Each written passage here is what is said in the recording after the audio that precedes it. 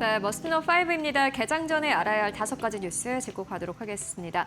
먼저 첫 번째 뉴스는 TSMC의 실적 뉴스인데요. 어제 6월 한 달간의 매출이 공개가 됐습니다. 이에 따라서 4월부터 6월 3달간의 2분기의 매출이 공개가 된 건데요. 시장의 예상치를 상회하는 매출이었습니다. 여전히 수요가 견고하다라는 것을 알 수 있는 실적이었다라는 논평 나오고 있는데요. 자세하게 만나보시죠. 세계 최대 파운드리 업체인 대만 TSMC가 지난달 월간 역대 최대 매출 기록을 경신했습니다. TSMC는 현지 시간 13일 지난달 매출이 지난해 같은 기간보다 67.9% 증가한 4,426억 8천만 대만 달러라고 발표했습니다. 이는 기존 최대 월간 매출을 기록했던 지난 5월에 4,169억 7,500만 대만 달러보다 6.2% 늘어난 수치입니다. 이에 따라 2분기 매출은 지난해 같은 기간보다 36% 증가한 1조 2,700억 대만 달러였습니다. TSMC의 올해 상반기 누적 매출은 2조 4,044억 8,400만 대만 달러로 지난해 상반기보다 35.6% 증가했습니다.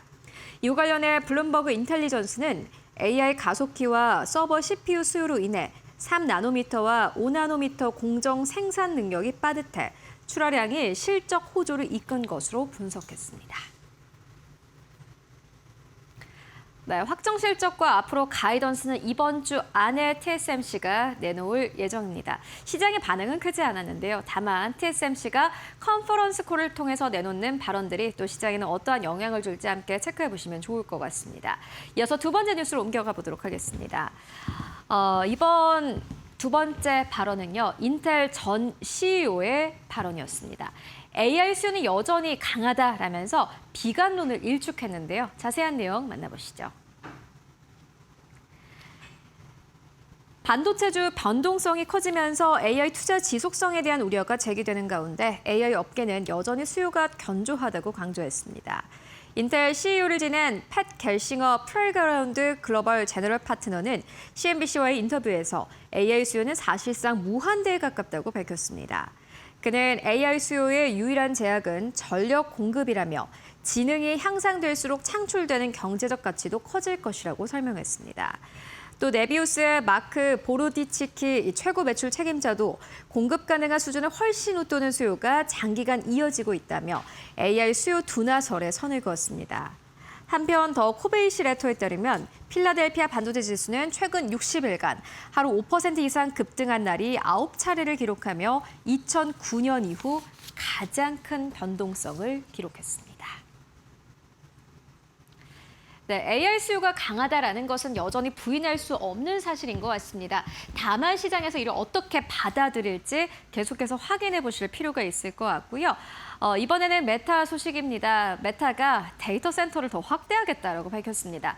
앞으로 더 축소하는 것은 아닌가 하는 우려를 일축을 한 건데요. 루이지애나주의 데이터 센터 컴퓨팅 용량을 확대할 것이다라고 발표했는데 자세하게 만나보시죠.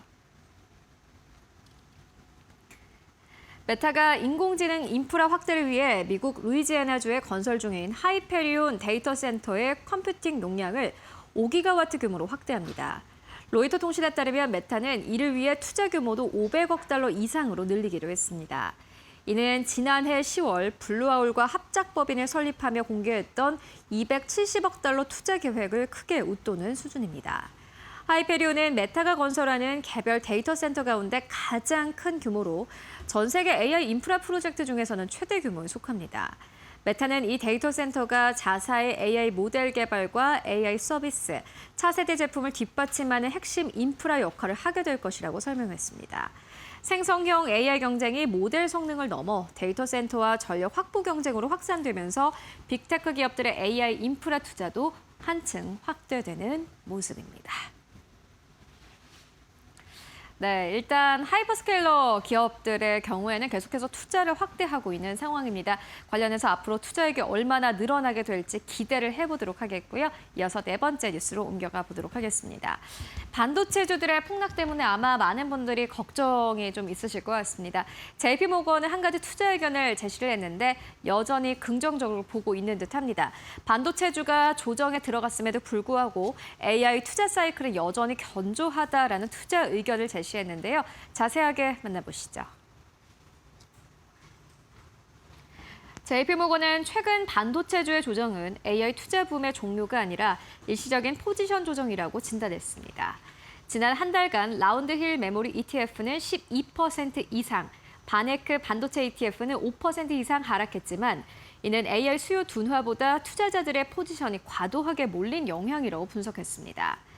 파비오 바시 애널리스트는 최근 조정이 지난해 말과 올해 초에 나타났던 패턴과 유사하다고 설명했습니다. 이어 AI 반도체 공급망 투자 사이클이 꺾이기 시작했다는 신호로 볼 필요는 없다며 AI 투자 사이클의 펀더멘털이 여전히 견조하다고 평가했습니다.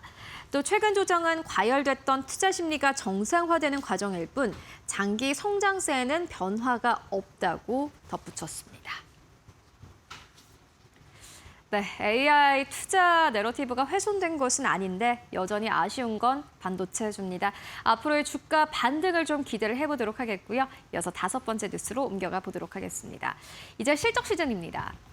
이번 주에는 미국의 대형 은행들이 실적을 발표하고 앞서서 만나봤던 것처럼 TSMC가 6월에 매출을 공개를 했고요. 확정 실적도 이번 주에 발표합니다. ASML까지 이번 주에 실적을 발표를 하는 가운데 CFRA는 높아진 실적 기대치가 2분기 실적 시즌의 부담 요인일 수 있다라고 진단했습니다. 함께 만나보시죠. 2분기 실적 발표 시즌을 앞두고 시장의 높은 기대치가 기업들의 부담으로 작용할 수 있다는 분석이 나왔습니다. CFRA 리서치는 S&P 500 기업들의 2분기 주당 순이익이 전년 동기 대비 20.9% 증가할 것으로 예상된다고 밝혔습니다. 이는 2009년 이후 평균 증가율을 크게 웃도는 수준입니다.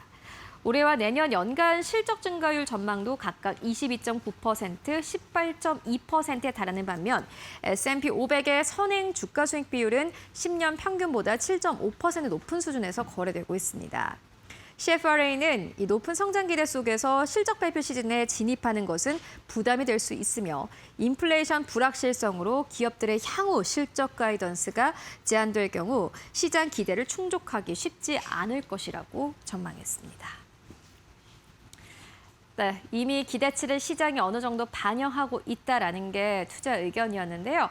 앞으로 기업들이 어떠한 실적을 발표할지 그리고 이것을 시장이 어떻게 받아들일지 함께 확인해 보실 필요가 있을 것 같습니다. 지금까지 머스트 노 5 함께 알아보고 왔습니다.